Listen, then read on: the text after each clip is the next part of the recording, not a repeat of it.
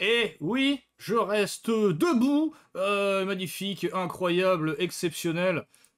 Qu'est-ce qu'il nous faut de plus pour un maximum de fun?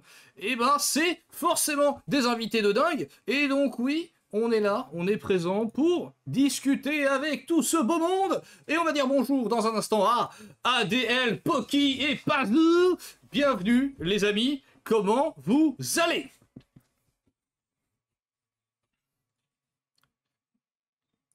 Ah, Eh ben, Ah écoutez, ouais. tant mieux si tout le monde va bien. Comme le DAB, faisons en sorte que personne ne sache qu'on était en communication il y a même pas 10 minutes. Euh, c'est très drôle d'ailleurs, c'est un truc que les gens font à la télé. Bonjour, salut, comment tu vas? Alors que bon, ça fait 1 heure et demie qu'ils ah ouais. traînent ensemble dans les couloirs. Ça m'a C'est toujours vrai. fasciné. Euh, Comment ça va depuis la dernière fois? euh, on est là pour discuter tous ensemble et tous unis, mais pour cela il faudra dire tais-toi à la musique, même si On My Way est extrêmement sympathique à écouter. Je vais quand même remercier les derniers followers d'il y a même pas quelques minutes, donc merci oh là là, pour ce follow. Et donc le programme de cette soirée, Culture Lure spécial cinéma, on est sur ce numéro spécial cinéma. Je rappelle, faisons de l'auto-promo, que sont dispo sur la chaîne YouTube, bien sûr, l'épisode numéro 1, qui était sur le jeu de rôle sur table avec Dregaran, et l'épisode 2, partie 1 et 2, qui était sur le monde du cosplay avec la Ligue Cosplay. Si jamais ça vous intéresse, vous avez les liens qui sont en dessous dans les panels. Est-ce que vous vous sentez hypé par cette soirée? Est-ce que vous avez envie de communiquer vos passions? Moi personnellement, ouais. Hein? Personnellement, Ah je suis ouais. trop content, puis je suis trop content d'être là avec Pazou. Oui, Mais oui, mon Pazouki. collègue de Creatalk. Et oui, Ça ça fait fait plaisir. plaisir. Merci de nous avoir invités, Ouais. surtout pour parler de cinéma. Voilà. Ah On va bah dire ouais. que c'est un petit peu Parler de vos cinéma. sujets de prédilection, étant donné que oui, ADL, Poki et Pazou travaillent ensemble sur une émission qui s'appelle Creatalk. Vous avez d'ailleurs, grâce à la magnifique commande invitée, l'intégralité des liens de de leurs réseaux sociaux, pardon, qui se trouvent Allez, gars. ici. Paf, si vous voulez aller les suivre, et ben vous pouvez cliquer dessus et les follow de partout. Il faut savoir que ADL Poki, lui, fait des lives sur Twitch aussi, où il joue à des petits jeux indés avec des gens ou sans les gens. Oui. Je vous invite à aller follow sa chaîne. Ah, merci bien. Merci bien. Euh, Ouais. Pazou Arts maintenant, du Tout coup. à fait, Pazou Art. J'aime trop à chaque fois qu'on discute, notamment donc, sur Creatalk de cinéma, et je pense que t'as pris les gens qui étaient pas mal. Bon, j'espère que l'émission sera bien. Attention, si ça se trouve, je vais dire n'importe quoi. Et foutre Et, dans la merde. Alors du coup, le N-word. Oula, tout de suite. Dérapage, après 3 minutes. Cette émission est quand même très très blanche, hein, je préfère le dire, mais bon, voilà. On va attendre encore un tout petit peu que les gens se rassemblent, s'assoient, prennent leur petit thé, leur petit café, décident de mettre un ventilo sur leur slip, étant donné qu'il fait extrêmement chaud. Ouais. Et puis on attaquera avec cette première question, qui est classique, hein, c'est la question qu'on pose habituellement à tout le monde depuis le début de l'émission. Elle est simple, mais ça vous permet de vous présenter et de savoir avec qui on est, bien sûr, et bien sûr de mettre un petit sujet aussi sur ce qu'on va parler. Le thème d'ailleurs est noté juste à côté des écrans, au cas où vous perdiez. Et je rappelle, ne vous inquiétez pas, les questions seront affichées sur l'écran, donc vous pourrez suivre les questions en même temps que tout le monde. Et la question changera au moment où on abordera le sujet. Donc ne vous inquiétez pas, si vous vous demandez de quoi on parle, eh ben, il suffira de lire la question.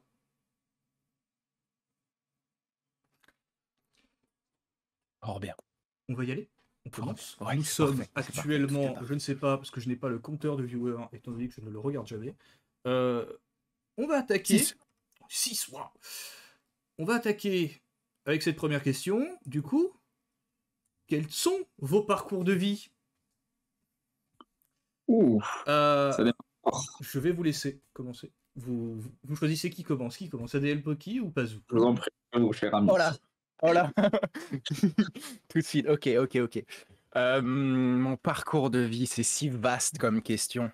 Je pense qu'on va se démerder pour arriver du coup à comment est-ce que je me suis retrouvé dans le cinéma quand même, ça pourrait être pas mal, vu que c'est le thème. Parcours de vie, c'est marrant parce que je l'ai retracé récemment en travaillant sur une vidéo YouTube que je suis en train de monter d'ailleurs. Du coup, j'ai réfléchi un petit peu à ça.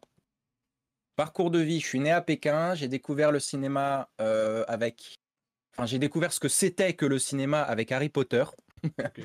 Parce que fan de fantasy, tout ça, t'as vu. Et puis c'est des petits jeunes qui jouent. Donc quand toi t'es jeune, t'es en mode ah, stylé, ils font de la magie et tout. Je me suis retrouvé à m'inscrire. Enfin, mes parents m'ont inscrit au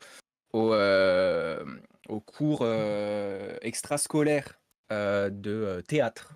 On avait donc au lycée français de Pékin. J'étais en primaire, je crois.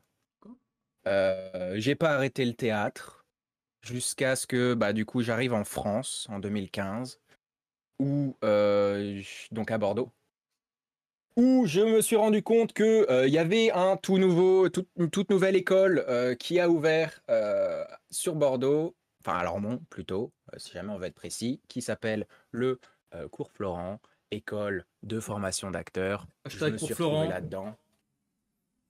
Voilà. En plus, c'est comme ça qu'on se connaît. Donc, comme ça, hop. Tous les trois, ouais. on parle direct de ça.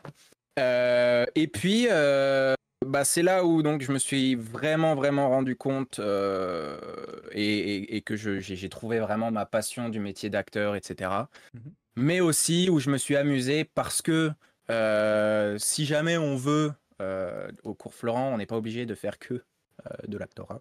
On peut aussi s'amuser à faire plein de créations différentes.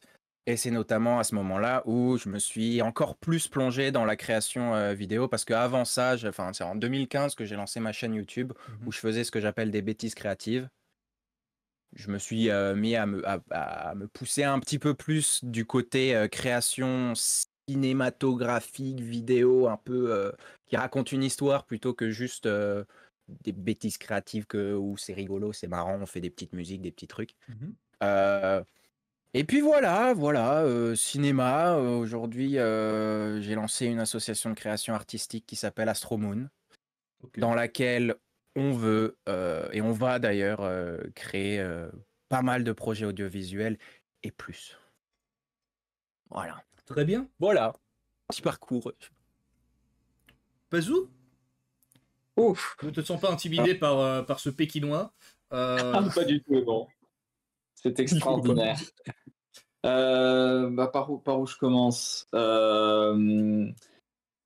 Moi, j'ai eu, un parcours scolaire pour le moins mouvementé jusqu'au collège en raison de plusieurs choses. J'étais pas adapté au système. Déjà, j'avais ce qu'on appelle une dyscalculie, donc c'est l'équivalent de dyslexie, mais pour les mathématiques. Et donc, il y avait aussi du manque de motivation, de compréhension, des doutes, des angoisses. Mais heureusement, j'avais une famille très bienveillante et solidaire avec moi tout le long de ce parcours. Et le déclic, je l'ai eu en 2017, quand j'ai obtenu mon bac avec mention assez bien. C'était un bac littéraire. Et ça s'est poursuivi ensuite quand je suis arrivé au cours Florent, la même année en octobre. Où là j'ai vraiment pris confiance en moi, je suis sorti de ma zone de confort, je me suis mis littéralement à nu sur scène, je vous ai rencontrés aussi, tous les deux. D'ailleurs vous faites partie de mes plus belles rencontres, je le dis en toute honnêteté, en toute sincérité.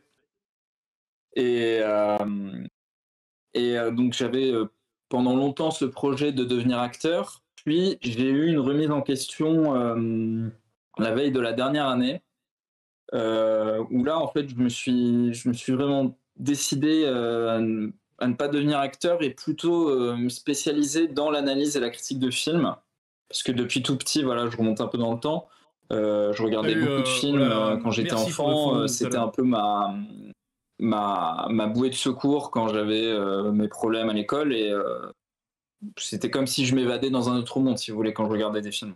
Et donc j'ai décidé, après le cours Flan, d'intégrer l'université Bordeaux-Montaigne en licence de cinéma, donc une licence assez sélective parce qu'il n'y a que 80 places. D'accord. D'ailleurs, auparavant, je voulais l'intégrer quand quand j'ai passé mon bac, sauf que j'ai été refusé et après je suis allé au cours Flan.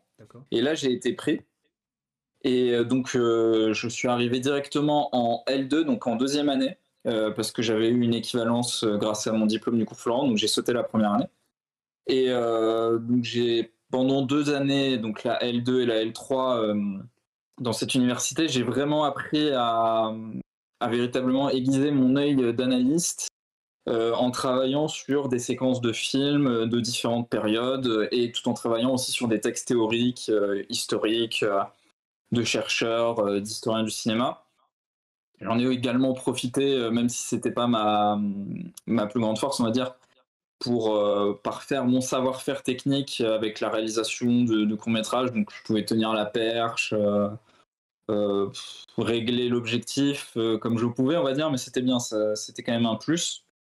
Et donc j'ai réussi à valider cette licence en mai dernier, de cette année, avec mention bien, donc ça je suis content. Et là j'ai été accepté en master, donc le master approche historique et socio-culturelle du cinéma et de l'audiovisuel, donc titre très très long, toujours dans cette même université. Et je craignais de ne pas être pris parce que les masters sont très sélectifs, mais mon dossier a été accepté, donc ça je suis content. Let's go. Allez, bravo. Et donc là, je me projette un peu pour l'année qui arrive en première année de master. Je dois faire ce qu'on appelle un projet de recherche ou un sujet de mémoire, si vous préférez. Et j'ai choisi de me concentrer sur la place de l'histoire et des arts dans le cinéma d'Hayao Miyazaki. Donc, pour celles et ceux qui ne savent pas, c'est un réalisateur de films d'animation japonais très reconnu. Comment ça m'étonne pas du tout. Autant dans son pays qu'à l'international. Et après, au terme de ce master, si j'arrive à aller jusqu'au bout, j'envisage de devenir enseignant en cinéma et également, pourquoi pas, faire de la médiation culturelle dans le but de transmettre mes connaissances du cinéma au plus de jeunes possible, que ce soit à l'université ou dans des écoles primaires, des collèges ou des lycées, si la chance m'est offerte. Et tout ça dans la région de Bordeaux. Enfin, j'aimerais vraiment faire de l'éveil au cinéma aux jeunes bordelais, on va dire, parce que je crois que dans les écoles primaires et dans les collèges, c'est pas une option, on va dire, qui est très élaborée, contrairement aux arts plastiques ou à la musique. Voilà. Il y a des options théâtre au collège, mais c'est vrai qu'il n'y a pas d'option cinéma à proprement parler. Ouais, c'est vrai, c'est dommage d'ailleurs. Donc voilà où j'en suis. Voilà, c'est un peu le CV très long, mais... Non, mais c'est un très beau CV. Tu as même... Tu vois, on t'a demandé ton parcours de vie, tu as même expliqué ce que tu voulais faire par la suite, et c'est très beau. C'est ça. C'est vrai, ça. Et donc, vous avez donné un petit peu une partie de réponse pour la deuxième question, quand tu parlais justement de ce qui t'a plu dans le cinéma, etc. Et c'est donc la question numéro 2. Qu'est-ce qui t'a plu dans le cinéma ? Donc, Poki, tu as commencé à répondre tout à l'heure. Maintenant, ça va être Pazou qui va répondre en premier. Allez. Histoire d'inverser. Ouais. Mais voilà, vous avez déjà répondu. Adèle, Poki, Harry Potter, les enfants, tout ça, se sentir, en lien avec eux. Et donc, toi, Pazou, cinéma, Miyazaki, tout ça, dis-nous tout. Alors, je vais creuser un petit peu plus ce que j'ai dit auparavant. Donc, ce que j'avais noté, c'est que je dirais que tout jeune, c'est le pouvoir de l'image cinématographique et l'immersion qu'elle provoque chez les spectateurs qui m'a marqué. Donc le spectateur qui oublie pendant 1 à 2 heures la réalité à laquelle il appartient, ainsi que l'identification à un ou plusieurs personnages. Ouais, j'ai l'impression de faire de la philo ou un cours de cinéma. On est en cours, là, c'est bon, on est en cours, on suit. Voilà, c'est ça. Professeur Tardy. Mais voilà, je pense que si je devais donner un exemple par rapport à ce qui m'a plu dans le cinéma, je donnerais un film que j'ai découvert tout petit. Ce serait le premier Spider-Man de Sam Raimi, donc, qui était sorti en 2002. Je devais avoir 3 ou 4 ans, je crois, quand je l'ai découvert. Donc c'était en cassette à l'époque. Ça remonte. Hein. Et donc moi, ce film, je le considère encore aujourd'hui, après c'est un avis personnel bien sûr, mais comme le plus grand film de super-héros et pour plusieurs raisons. Donc, pour moi, il y a une histoire très riche en action, en rebondissements et en émotions. On a un personnage principal qui est très touchant, de fragilité, d'humanité, qui va accomplir de grandes choses et devenir une légende. Et donc pour moi, je pense que c'est ça qui m'a plu en premier lieu dans le cinéma, c'est cette identification à un univers fictif, à un personnage euh, qui moi m'a beaucoup marqué, puisque c'était un peu un loser, un peu exclu, parce qu'il n'était pas trop comme les autres, et moi j'étais un peu comme ça plus jeune. Et donc je dirais que c'est ça qui m'a marqué en premier lieu dans le cinéma, c'est l'identification. D'accord. Voilà, tout petit, mais après ça a évolué bien sûr, mais je dirais ça. Toki? Ouais, bah en fait c'est très similaire, l'identification, et puis en même temps c'est un peu ce qu'on veut quand on crée un film, c'est de se dire qu'il y a des gens qui peuvent bah voilà, s'identifier aux histoires qu'on raconte, que ça puisse les toucher d'une manière ou d'une autre. Donc je pense que pour nous en tout cas c'était chose réussie dans les films qu'on a vus quand on était jeune. Parce que ouais, donc moi j'ai parlé de Harry Potter, un petit jeune qui fait littéralement de la magie, puis tu découvres la magie du cinéma, tout ça, tout ça. Bon, évidemment, j'avais vu d'autres films avant, mais c'est à ce moment, ça c'est une histoire que je raconte quand on me demande pourquoi tu as voulu être acteur. C'est un peu de l'exclu là, j'en ai pas beaucoup parlé de ça, mais c'est que quand j'ai vu Harry Potter, j'ai vu un petit gamin, à ce moment-là, Daniel Radcliffe, qui avait genre 11 ans, un truc comme ça. Ouais, Qui était à la tête d'un film qui est littéralement international parce que les bouquins étaient déjà best-sellers, etc. L'histoire est folle. Et c'est à ce moment-là, en fait, où moi, je me rends compte de ce que c'est que le cinéma. C'est pas juste, tu vois une image magique qui se déroule sous tes yeux, t'as des gens derrière, t'as la production, t'as un réalisateur. C'est-à-dire que moi, au début, quand je vois un film, je vois réalisé par, je sais pas ce que ça veut dire. Et c'est à ce moment-là, je commence à comprendre, et du coup, je me dis, ok, si jamais lui, Daniel Radcliffe, peut faire ça, moi aussi, je peux le faire, et je peux faire ça. Littéralement faire de la magie au cinéma pour pouvoir, et après bon j'ai réfléchi un peu, ça part pas que du lui, si lui il peut le faire, moi aussi. C'est-à-dire que ça passe aussi par bah, comme tu l'as dit Martin, la possibilité de voyager en regardant un film, quoi, de complètement oublier où t'es. Tu lâches ta vie de tous les jours de le réel, tu marches dans la rue, t'as des bouchons, t'as des trucs administratifs de je sais pas quoi, les trucs de la vraie vie, quoi. On peut voir que je les connais très très bien, les trucs de la vraie vie. Et puis tu regardes un film et puis tu rentres complètement dans une histoire, dans la vie de quelqu'un d'autre. Voilà. Et puis après, du coup, pour ce côté, mais ça c'est plus pour le côté regarder du cinéma, et pour le côté faire, bah, c'est justement faire croire tout ça, faire voyager. C'est pas toi en tant que spectateur tu voyages, c'est toi en tant que créateur tu fais voyager. C'est pouvoir donner cette possibilité-là aux gens. Et du coup, bah ouais, rentrer complètement dans ce qu'est la magie du cinéma, faire croire que bah au-delà de la caméra, il y a plein de trucs super stylés, et en fait, non. Mais ça, on n'a pas besoin de savoir ce qu'il y a derrière. Nous, on a besoin de plonger dans l'image qui est créée. C'est ça, de passer de passager à capitaine, quoi. Ouais, carrément. Ah, c'est ça. C'est cette magie-là qui est belle. C'est un peu la route propre du cœur de Woody Allen. Enfin, c'est l'inverse, c'est pas le personnage qui sort de l'écran, mais c'est comme si le spectateur, lui, entrait dans l'écran. Ouais. Oh, carrément. C'est de la philosophie, putain, on est beau. Oh, c'est beau, c'est beau. Et donc, forcément, à parler de tout ça, on parle de Woody Allen, on a parlé de magie, on a parlé de voyage, un peu, finalement. Et donc, ça amène à cette troisième question. Quel est ton univers cinématographique préféré? Ça, je pense, et c'est un avis perso, mais je pense que ça définit beaucoup l'individu à qui on parle. C'est vrai. Parce que, carrément vrai, forcément, ça. Tout ce qu'on aime est amené par ce qui nous a éduqués, appris, fait grandir, etc. Et donc, l'univers cinématographique préféré de quelqu'un, on dit beaucoup sur lui. Et donc, dites-nous, quel est votre univers cinématographique préféré? Poki? Bon. C'est compliqué. C'est un peu... Ouais.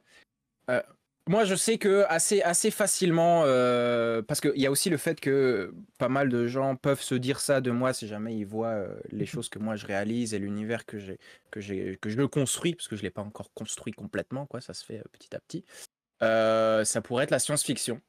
Évidemment, j'adore la science-fiction, mais en même temps, c'est pas forcément ça qui va.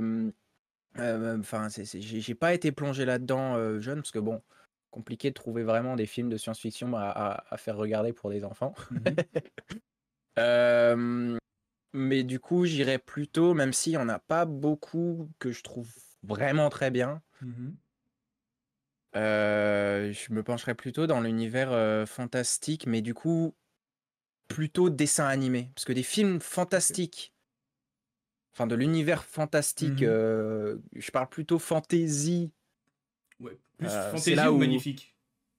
Voilà, c'est ça. Là, je sais que j'ai affaire à des gens qui comprennent la différence. Alors, pour faire un petit explicatif pour les néophytes, le fantastique, c'est quand le personnage, donc le protagoniste qu'on va suivre, connaît déjà l'univers dans lequel il est.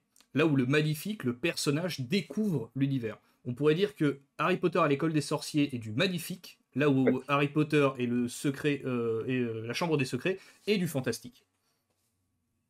Ouais. Voilà. Ouais, c'est très bien résumé, ouais. Bon exemple. Je sais que bah, ça c'est aussi pour les bouquins. Bah, il y a Menhir qui vient d'apparaître dans le chat. Pour les bouquins, je sais qu'en anglais, tu as une différence entre fantasy et fantastique. Deux mots qui en soi en français on a mis tout dans le même moule, tout dans le même panier. Mais du coup plus fantasy, en effet, du coup côté personnage qui découvre son univers parce que tu découvres avec lui, mais plus dans le dessin animé. D'accord. Parce que j'ai pas forcément eu d'attache au-delà de Harry Potter, mais Harry Potter je les avais découverts en livre d'abord. D'accord. Et plus dans le dessin animé, tu vois, enfin je pense à... L'image est très très forte dans l'animation. Ouais. Et, Ouais. c'est le sujet d'une autre question. Ah, bah oui. Et oui. Voilà, science-fiction, fantasy, fantastique, tout ça. Ah. Alors, moi j'en ai deux, j'avoue que j'ai un petit peu triché. Oh. Alors j'ai pris deux univers vraiment différents et en même temps qui se rejoignent. Donc je dirais d'abord Le Seigneur des Anneaux, donc la trilogie de Peter Jackson, où là on est dans du fantasy, si je ne me trompe pas, puisque les personnages savent déjà l'univers dans lequel ils vivent. Donc que j'ai découvert tout petit, parce que je devais avoir 4 ou 5 ans. Donc quand tu vois à 4 ou 5 ans les mines de la Moria la première fois avec les orques qui arrivent, ça marque à vie. Mais donc il y a cette trilogie, j'en parlerai peut-être un peu plus en détail plus tard, mais l'autre univers, donc là c'est un réalisateur spécifique, enfin qui a fait plusieurs films, bah on en revient à lui, hein, Miyazaki bien sûr. Forcément. Voilà. C'est quoi comme genre cinématographique? Il est plus dans du fantasy. Ça dépend des films. Voilà, il y en a certains, ça dépend. Je dirais, on pourrait dire que Le Vent se lève, ça pourrait être un biopic animé, parce que je pense que c'est son seul film qui s'inspire d'une histoire réelle. Enfin, j'essaierai de creuser ça quand je ferai mon mémoire, mais on pourrait parler de biopic avec le personnage de Jiro Horikoshi qui a vraiment existé, ingénieur japonais en aéronautique pendant la Deuxième Guerre mondiale. Très, très bon. Mais après, on est quand même largement sur de la fantasy, hein, que ce soit Princesse Mononoke, Ponyo, Totoro. Enfin, on a toujours un bestiaire assez surprenant. Tu rejoins quand même beaucoup Poki sur du coup la fantasy d'animation. Oui, tout à fait. Ouais. Tu vois, c'est marrant parce que Miyazaki, moi, tous les Ghibli, j'en avais pas vu quand j'étais petit. Je sais pas pourquoi, ça a pas, on les a pas regardés en famille ou quoi, mais du coup, on a commencé à les regarder. Moi, j'ai découvert les Ghibli que à partir du confinement. C'est-à-dire que ça fait même pas 2 ans que je me suis retrouvé à regarder ça. Ouais, c'est super récent. Alors que tout le monde me disait, ouais, tu vas trop kiffer, machin. Évidemment, j'ai trop kiffé. Mais surtout, il y a quelque chose qui est dingue, c'est que je ne les ai pas vus enfants. Et pourtant, j'ai une nostalgie j'ai eu l'impression d'aller les avoir vus enfants. C'est génial ça. C'est la force des Miyazaki, je pense, je C'est trouve. ça. C'est que tu sois adulte ou enfant, le voyage qu'on te propose et te ramène toujours vers ce truc un petit peu enfant d'aventurier que tu as. Oui. Parce que quelle que soit l'enfance que tu as eue, tu as toujours voulu explorer et t'aventurer dans des trucs. Et les Miyazaki ont cette force-là de venir te chercher à cet endroit pour t'y amener. Ouais, peut-être qu'enfant on aurait flippé de voir ça. Je sais pas. C'est pas vous les avez découverts à quel âge? Ah oh. Moi, je sais, alors, moi, je sais que le premier que j'ai vu, c'était Porco Rosso. Ah, Il y a, magnifique. je devais avoir peut-être 6 ans, un truc comme ça, et j'avais pas Ah tout ouais. capté. J'étais en mode, et le cochon, il vole dans un avion. L'histoire m'était passée au travers de la tête, je me suis Normal, pas ouais. rappelé, Ouais. et j'étais juste subjugué par l'animation. Tu vois, lui, je l'ai pas encore vu. Ah, Je l'ai fait c'est un petit à des petit. meilleurs. Avec la voix de Jean Reno en français d'ailleurs. Tout à fait. Ah, Et Jean-Luc Reichmann aussi qui double le rival, là, Curtis. ah, magnifique. C'est Oui, pas c'est faux. pas Trop drôle. C'est un super Super doublage. drôle. Ah ouais? Mononoke, Ah ouais, mais c'est c'est vrai, Mononoke, ouais. je pense Ah que ouais, enfant Mononoke, tu le prends quand même dans la tête, tu flippes un peu à certains moments. Ouais, ouais, ouais.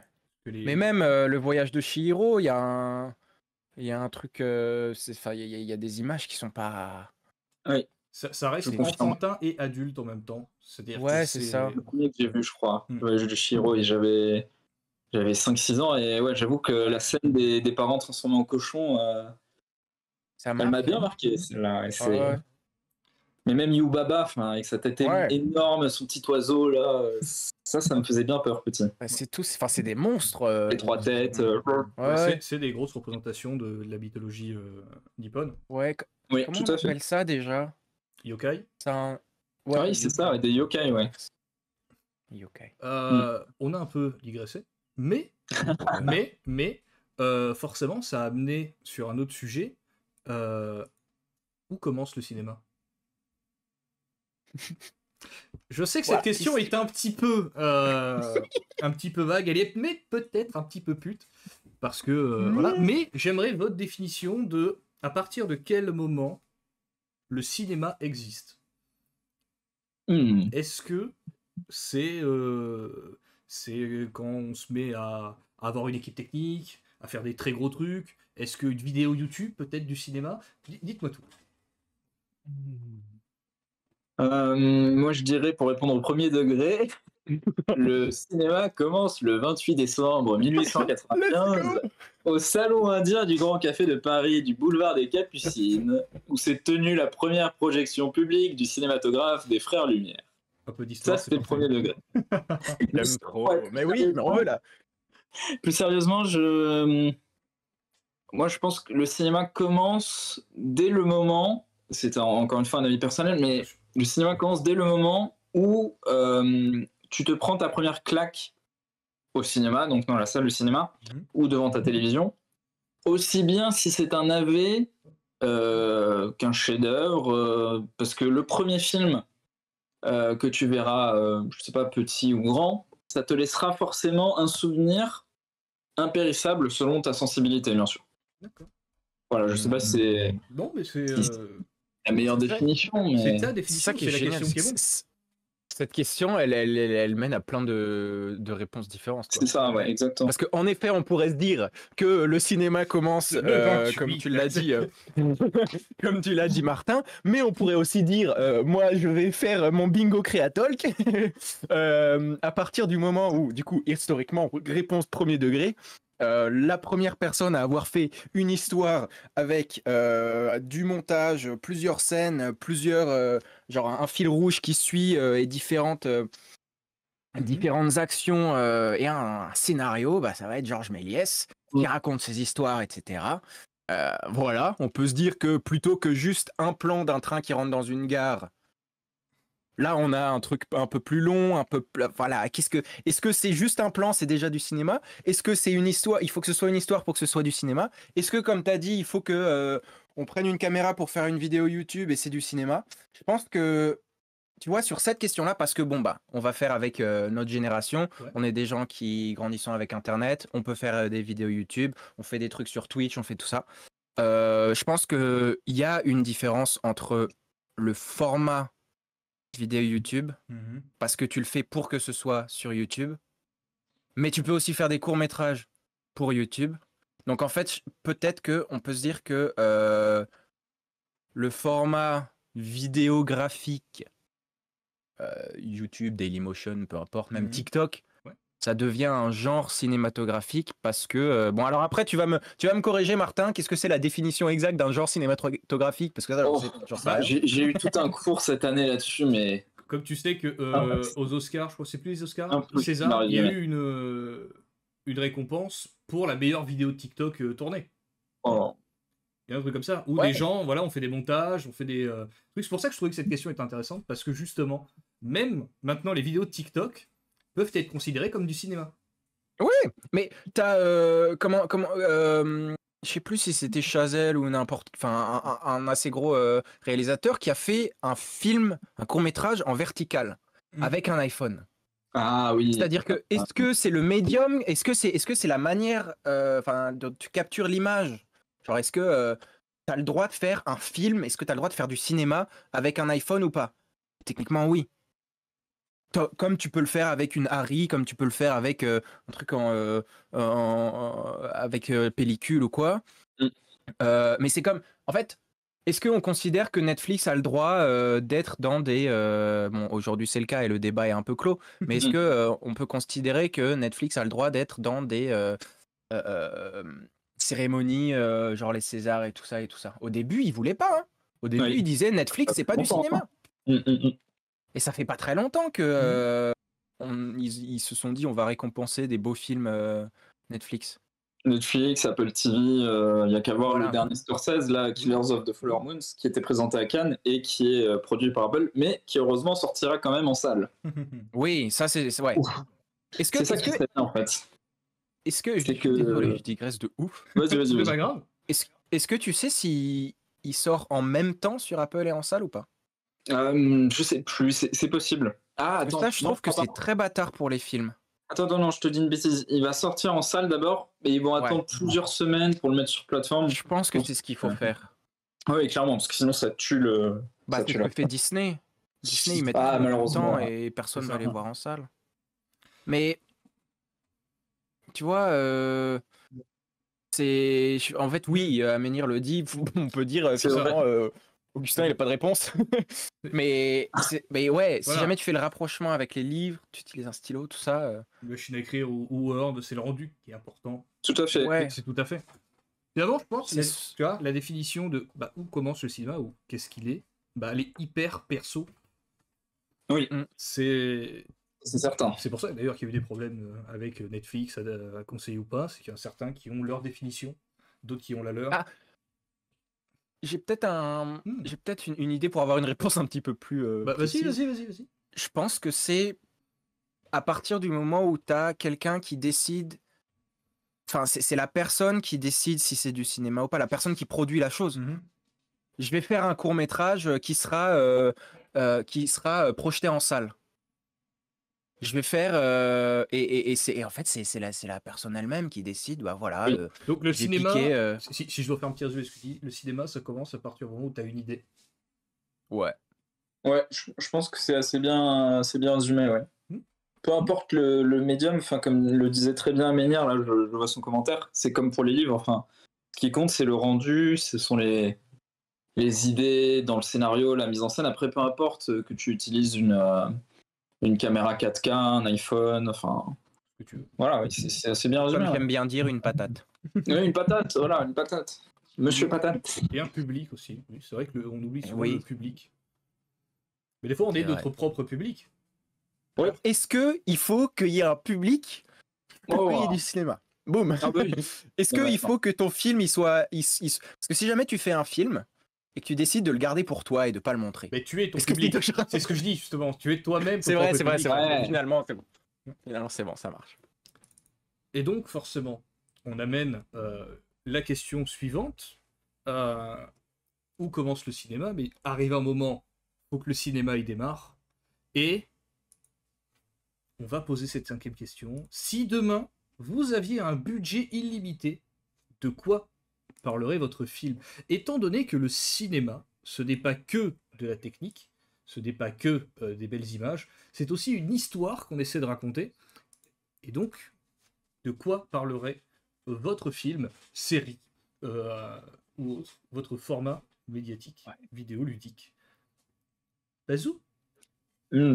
Alors pour ma part, je ne sais pas si un jour je réaliserai un film, c'est encore trop tôt pour le dire. Mais si ça devait se faire un jour, personnellement, je serais heureux de tourner un film documentaire consacré aux élèves de primaire en difficulté scolaire. Ok. Parce que c'est un sujet qui me tient fortement à cœur. Comme je l'ai dit tout à l'heure, parce que j'ai eu beaucoup de difficultés moi-même lors de ma scolarité, et je trouve que c'est un sujet intéressant à aborder au cinéma, que ce soit de toute façon sous forme de documentaire ou sous forme de fiction, hein. Je pense à un film documentaire notamment qui s'appelle Être et avoir, de Nicolas Philibert, donc qui est un cinéaste qui fait énormément de films documentaires, et c'est un de ses meilleurs, enfin un de ses plus connus. Qui capture parfaitement justement cette ambiance scolaire. Enfin, après, c'est pas forcément que sur des élèves en difficulté, il y en a, mais c'est pas que sur ça. Mais je trouve qu'on arrive à oublier la présence du réalisateur et de la caméra et à se focaliser sur l'environnement, sur le maître d'école et ses élèves. Et c'est important de montrer ça, je trouve, de parler de ces sujets-là, surtout en ces périodes. Donc ouais, je pense, pour résumer, un documentaire sur les élèves en difficulté scolaire. D'accord. Ça me tiendrait à cœur. Très bien. D'interviewer les élèves aussi. Moi, j'ai envie de voir ça. Hein. Tu le fais quand? Oh là, tu poses des questions bien discrètes. Bah écoute, si jamais moi, il faut que je réponde à ça, alors là, on n'a pas fini. On est en budget illimité et équipement aussi. Oui, forcément, parce que c'est ce que tu disais, avant de pouvoir partager un film, il faut pouvoir le produire et le faire, et généralement, pour pouvoir le faire, bah, il faut un minimum de financement. C'est ça. Sachez, vous qui nous regardez et qui nous écoutez, que j'ai un tableau avec plein de post-it juste à ma droite, là, où il y a absolument tous les projets que j'ai juste en tête. Okay. C'est-à-dire qu'il y a 5 courts-métrages, un moyen-métrage, une série de 3 saisons, un long-métrage et un autre long-métrage dessin animé. Voilà. Oh oui. C'est-à-dire que on a beaucoup de choses. Si jamais je devais en choisir un avec budget illimité, ce sera pas les premiers que j'ai envie de faire, parce que justement, je vais faire les premiers parce qu'ils coûtent moins cher. Déjà, donc j'ai mon projet de série avec Dorian et Maxence, pour vous qui nous suivez aussi sur Creatalk, vous les connaissez. Ça, j'en parlerai pas forcément parce que on est en pré-prod, on écrit et tout, t'as vu, mais on est sur du fantastique. On va faire un truc fatas, 3 saisons et tout. Mais budget illimité, tu vois, c'est marrant parce que, bon, ça coûte très cher en soi, mais on pourrait se dire, on va faire un truc énorme, plein de décors, plein de machins et tout. J'ai envie de faire un dessin animé. J'ai un dessin animé, en fait, pour vous dire, en 3e année au cours Florent, on a la possibilité de faire un travail de fin d'études. On a la possibilité de faire soit un travail de fin d'études cinéma, un film, quoi, ou une pièce de théâtre. Moi, j'ai décidé de faire une pièce de théâtre qui s'appelle Ama et la machine à lune. Une histoire, j'ai oublié le pitch de ce spectacle, très bien. Comme si tu l'avais joué il n'y a pas longtemps. Ça fait 2 ans, hein. Oh, ça fait déjà 2 ans. C'est vrai, putain, ça fait 2 ans qu'on a fini. Ça fait 2 ans, il y en a qui ont fait tellement de trucs, et puis il y a moi qui... Tu te rends compte, ça fait 2 ans. Non, Ama et la machine à lune, donc je l'ai fait au format spectacle. La première version que j'ai écrite, je l'ai envoyée à mon ami, mon très grand ami et auteur Dorian, et il m'a dit, c'est très bien ton histoire, mais t'as écrit un film. Donc on va le retravailler, on va le faire en format spectacle parce que tu veux le faire en format spectacle. Mais du coup, à ce moment-là, donc là on est en 2020, je me dis, bah, dans ces cas-là, si j'ai déjà écrit un film, on va le réaliser et on en fera un dessin animé. Donc on est sur de la fantasy. Bon, on est un peu, voilà, Arma et la machine à lune, on est connecté à la lune, un peu comme d'habitude avec moi pour l'instant. Il faudrait que je vous trouve le pitch. C'est Ama qui se retrouve à perdre la lune et qui va désespérément voyager et essayer de construire une machine pour pouvoir la rappeler, pour qu'elle revienne et qu'ils puissent continuer à grandir ensemble. Voilà, c'est un pitch vraiment nul parce qu'il n'a pas été préparé, j'aurais dû le retravailler. Mais voilà, un gros dessin animé d'un futur conte français. J'ai envie de... Tu vois, moi, il y a des films qui m'ont vraiment marqué quand j'étais petit. Un des contes les plus magnifiques, Martin, je sais qu'on va se comprendre sur celui-là parce qu'on en parle à chaque fois.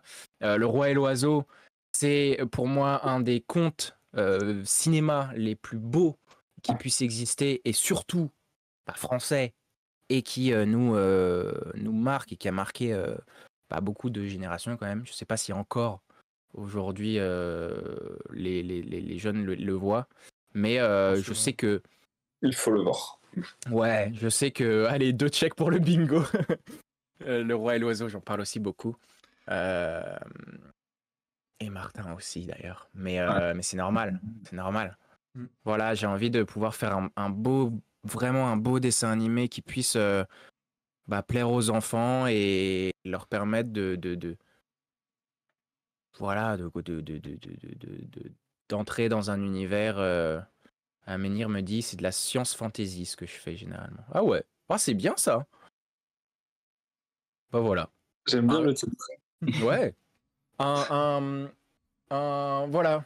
Pour répondre à ta question, long métrage dessin animé de science fantasy qui s'appellera Ama et la machine à lune. Très bien. Avec évidemment tous les acteurs originaux de ma pièce de pour faire le doublage, tout ça. Oui. Ah oui, du doublage. Oui. Évidemment, il y aura d'autres personnages, donc... J'ouvre les castings déjà. Oh oui. C'est un show où ça chue. On a parlé du coup budget illimité et forcément on a parlé un peu équipement et tiens, faire de l'animation ça a besoin d'équipement et donc on peut amener notre question qui est la 6e question. Doit-on forcément avoir beaucoup d'équipement pour faire un film?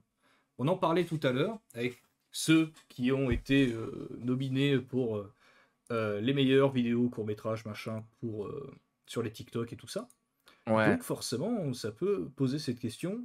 Est-ce qu'il y a forcément besoin d'un gros matos pour faire un film?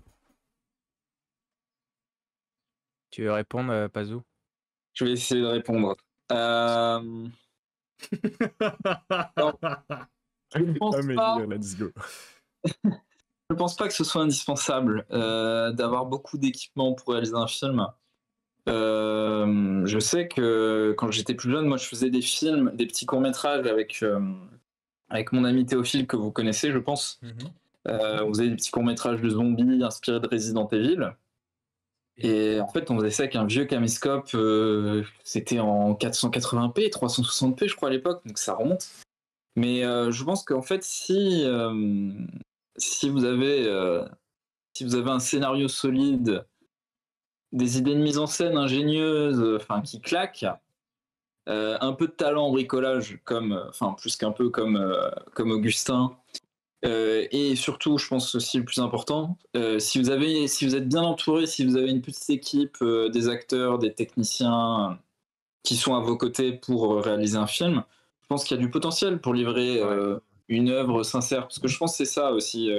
Donc c'est la sincérité, peu importe qu'il n'y ait pas des moyens très élaborés, c'est la sincérité. Je pense que voilà, c'est très cliché, mais je pense que c'est important. Je pense à un réalisateur français, notamment Michel Gondry. Souvent, lui, dans ses films, il y a peu d'effets spéciaux, c'est surtout des effets pratiques. J'ai pas vu tous ses films, je n'ai vu que Green Hornet et récemment Eternal Sunshine. Et on sent qu'il y a beaucoup de bricolage, mais en fait, c'est fait de manière tellement malicieuse, ingénieuse, que ça donne un film extraordinaire, quoi. Enfin, et puis on parle même pas de l'histoire et des personnages. Enfin, quand le tout est... Mais ouais, c'est ça, pour Michel Gondry, Green Hornet, c'est celui qui a eu le plus de budget, je pense, parce que c'est son film américain et tout, machin. Même si Eternal Sunshine est aussi une grosse production et tout. Mais un qui montre beaucoup ça, et d'ailleurs, je l'ai vu que très récemment, après que beaucoup de gens m'aient dit ah, tu devrais regarder Michel Gondry, ça me fait penser à ce que tu fais, tout ça, machin. C'est L'écume des jours. Dans l'ingéniosité, il y a des petites maquettes, il y a des petits trucs, et c'est pour ça, en fait, pour répondre, parce que c'est pour ça que je t'ai laissé répondre, Pazou, parce que je savais que tu allais avoir un truc beaucoup plus construit. Moi, à cette question, je réponds tout simplement non. C'est tout. C'est réglé. Allez, bonne soirée. Voilà. C'est bon, on passe à la suite. Allez. Non, mais tu peux faire tellement de choses avec très peu. Alors après, évidemment, on va se dire. À partir de, enfin, ça dépend de où est-ce que tu veux amener le film, tu vois. Je sais que moi je me suis fait avoir oui et non parce qu'à la base, donc oui c'est vrai qu'on n'en a pas forcément parlé pour ceux qui me connaissent pas. J'ai fait un film pendant le confinement qui s'appelle Moon et je l'ai fait tout seul avec pas d'argent. C'est pour ça que Aménir parle de rouleau de papier toilette parce que j'ai fait une maquette de fusée qui est assez sympa, c'est une petite maquette de fusée, mais à la base, c'est des rouleaux de papier toilette, en effet. Et tu peux faire un film, mais ça dépend de où est-ce que tu veux le montrer, où est-ce que tu veux le mettre. Tu vois, Moon, j'ai voulu l'envoyer en festival, alors qu'à la base, je voulais pas forcément faire un film pour les festivals, etc. Et il n'a pas forcément fonctionné, dû à la qualité, dû au fait que c'était produit, autoproduit, il n'y avait pas de boîte de prod derrière, il n'y avait pas forcément de vraie technique. C'est-à-dire que j'ai filmé avec la caméra sur laquelle vous me voyez là, c'est un GH4, avec l'objectif de base. Mais le film, il est sorti sur YouTube, il a gagné 2 prix au prix Florent Images. Mais au-delà de ça, il n'a pas été montré en cinéma, il n'a pas été pris dans d'autres festivals ou quoi. Pour ces raisons-là, si jamais tu as envie de faire un film de qualité, avec une telle image, un tel visuel, etc., bah va falloir mettre un petit peu plus de matos. Mais si jamais tu veux faire la même histoire, sans te dire je veux absolument la qualité des films qui sortent aujourd'hui, tu peux. Tu prends ton téléphone, tu filmes avec tes potes, en effet, tu t'entoures de gens avec qui ça t'amuse de faire ça, et puis tu le fais. T'es pas obligé d'avoir du gros équipement, quoi. Et tu vois, tu disais, c'est marrant, Martin, tu parlais des 480p là, à l'époque. Là, aujourd'hui, on est littéralement en train de faire un stream, c'est-à-dire que c'est du flux en direct qui est visionnable en 1080p, 60 fps. C'est un truc de malade. La technologie. Ça m'a fait tilter, quoi. Non, on n'est pas obligé d'avoir du matos. Je pense que vraiment, ça dépend de pourquoi est-ce que tu veux où tu veux le montrer, pourquoi est-ce que tu veux le faire. Voilà. Parce que, en effet, on est limité par ça, quoi. Non, vas-y. Oui, je voulais revenir sur un truc. Aménir a raison. Je lis ses commentaires. Ouais. Il faut un minimum quand même, et je repense à autre chose.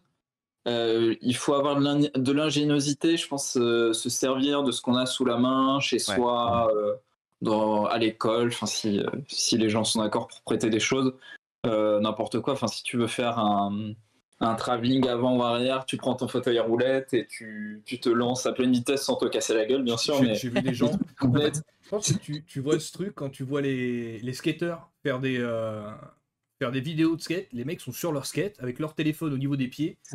Voilà.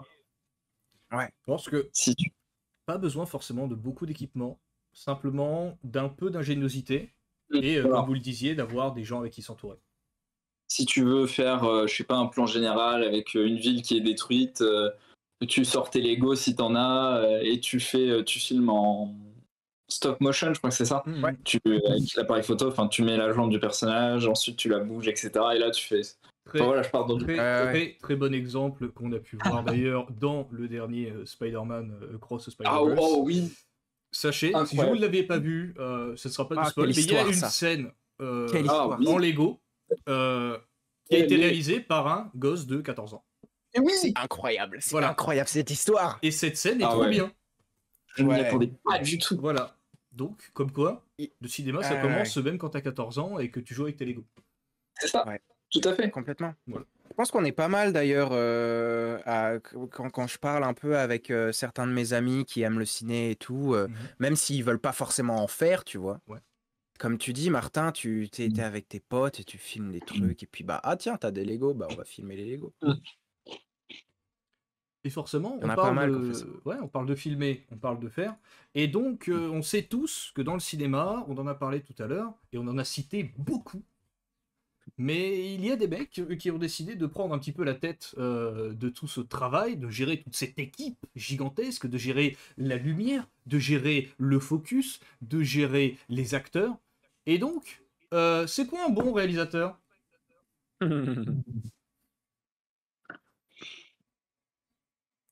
Parce que peut-on dire que le réalisateur des Resident Evil est un bon réalisateur?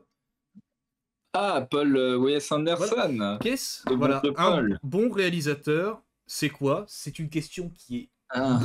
beaucoup subjective et pas du tout objective. Bah ouais. Et c'est pour ça que je la pose, parce qu'on a tous nos goûts et j'aimerais connaître les vôtres. Parce que avant de répondre directement, c'est quelqu'un qui fait des bons films. Parce que ça veut pas dire grand chose, en Ouais. effet, comme tu dis, c'est subjectif, la qualité, le fait est-ce qu'un film est bien ou pas. Pour moi, c'est quelqu'un qui connaît tous les corps de métier qui existent sur un plateau. Ok. Qui sait déjà communiquer avec son équipe, Mhm. c'est bien parler à son équipe et dire ce qu'il a en tête. Mais surtout, qui sait... Voilà, bah... En vrai de vrai, je pense qu'un réalisateur devrait avoir fait un minimum de formation ou devrait avoir fait un minimum, avoir mis les mains sur chaque métier, quoi. Les lumières, le montage, le son. J'ai mis le montage un peu tôt là. Le Pas besoin de cadrage. lumière, faut juste monter. On monte directement. Même Ouais. si jamais c'est un réalisateur qui met en scène des scénarios qu'on lui donne, il faut qu'il sache, qu'il ait essayé au moins d'écrire une scène, de pouvoir la voir découpée, de s'occuper de voilà, bah, tout ça. Il doit vraiment comprendre pourquoi est-ce qu'il y a un tel qui est sur son plateau, pour qu'il puisse dire exactement ce qu'il veut, pour que ça puisse fonctionner dans l'ensemble, que le scénario fonctionne avec l'image, qui fonctionne avec le montage, qui fonctionne avec le son, qui fonctionne avec tout. Pour que ça fasse... En fait, c'est ça, je pense qu'un bon réalisateur, c'est celui qui arrive à faire ce qu'il a en tête. Ok. Peu importe si c'est bon ou mauvais, en fait, après, par rapport au grand public, quoi. Parce qu'il aura réussi à bien donner à son équipe ce qu'il voulait, à bien communiquer, à comprendre tout ce qu'il faut, quoi. Mhm. Et attends, j'ai oublié un des trucs principaux aussi. Il faut qu'il sache ce dont a besoin un acteur pour jouer et donner le meilleur de soi-même. La direction. Voilà, de la direction d'acteur. Bon, évidemment, il y a des gens dont c'est le travail de faire de la direction d'acteur sur un plateau. Mais un réalisateur doit aussi être passé devant la caméra. Doit s'être fait diriger, d'après moi. Enfin, après, voilà, c'est d'après moi. Il y a sans doute des réals qui ne l'ont jamais fait et qui sont géniaux. Mais je sais que, et c'est aussi beaucoup pour ça que moi, j'ai fait la formation à Florence, c'est pour savoir ce que c'est que de se faire diriger. Parce que comment est-ce que toi, après, t'es avec ta cam, t'es avec ton truc, tu dis, ah bah fais ça comme ça, et puis parce que le personnage et le rôle, il nécessite ça, et tout ça, machin. Faut savoir comment construire un rôle, comment est-ce que... Voilà, parce que c'est... Et puis surtout, les acteurs, on est des personnes fragiles, nous. Il faut savoir travailler avec C'est vrai nous. que c'est un truc, on sort un peu du machin. C'est vrai que été à Florent et avoir discuté avec d'autres gens, j'ai l'impression que pour être acteur, faut avoir vécu un truc dramatique dans ta vie, de dingue.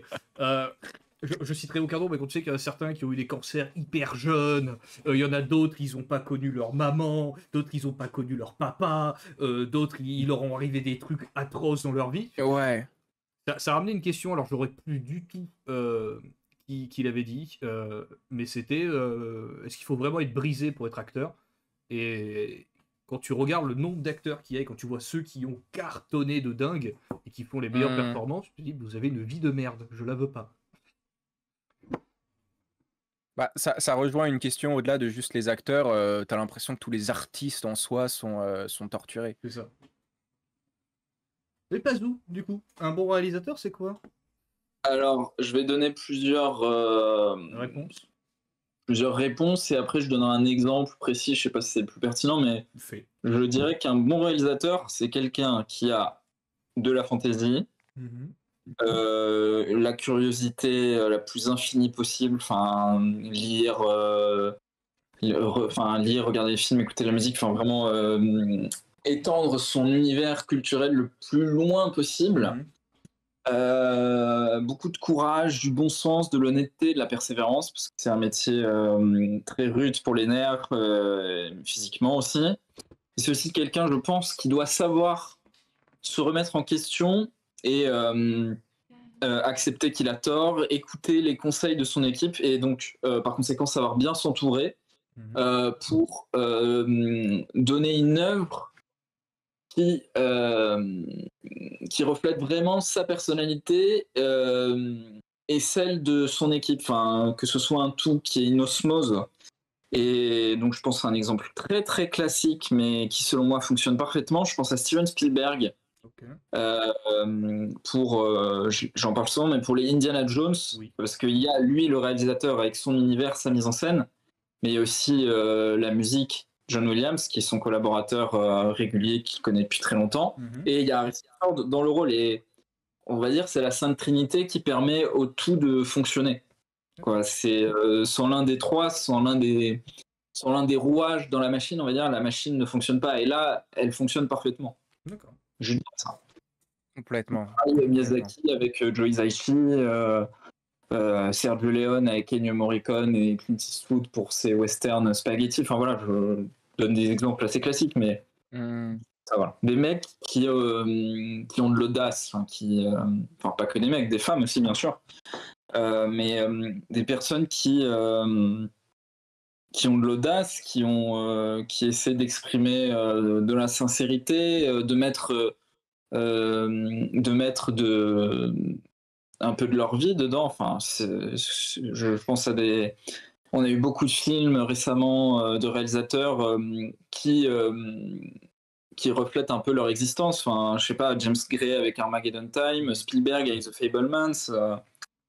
Enfin voilà, je dirais ça. Voilà. D'accord, très bien. Voilà, ça va un peu loin, mais... Non, c'est complètement ça. Le but, c'est que vous ayez vos réponses. N'importe qu'elles soient longues, pas longues, quoi que ce soit. C'est vos réponses et c'est ça que je viens chercher. On est à cette question. On va donc faire une petite pause pipi, boisson, pas les deux en même temps, s'il vous plaît, soyez propres. Et on se retrouve dans 5-6 petites minutes pour passer aux 7 prochaines questions. Et je vais vous laisser d'ailleurs le temps pour la prochaine. On a parlé forcément des réalisateurs. On a dit, il y a des bons, des mauvais réalisateurs, on s'en fiche. Un bon réalisateur, c'est quelqu'un qui, du coup, sait s'entourer de son équipe, la comprendre et qui est touche à tout, quel que soit le résultat du film. Mais donc, forcément, même si on a des bons réalisateurs, on a aussi des films qui sont un peu tout claquos. Et donc, on va poser la question, qu'est-ce que vous considérez comme un bon et ou un mauvais film? Je vous laisse avec cette question dans vos têtes. C'est la pause. Je vous laisse avec de la musique, mes petites libellules d'amour. Merci pour déjà votre participation. Merci à tous ceux qui viennent de chez ADL Pocky, je suppose, ou qui viennent de chez Creatalk. Bienvenue. Il y a de fortes chances qu'on se soit déjà rencontrés, mais bon, comme un pseudo n'est pas un visage, je ne sais pas qui vous êtes. C'est vrai. Bonne musique ou pas bonne musique. En tout cas, Sylmion Mawe va vous laisser pour cette pause. À tout à l'heure. À tout à l'heure. Tout.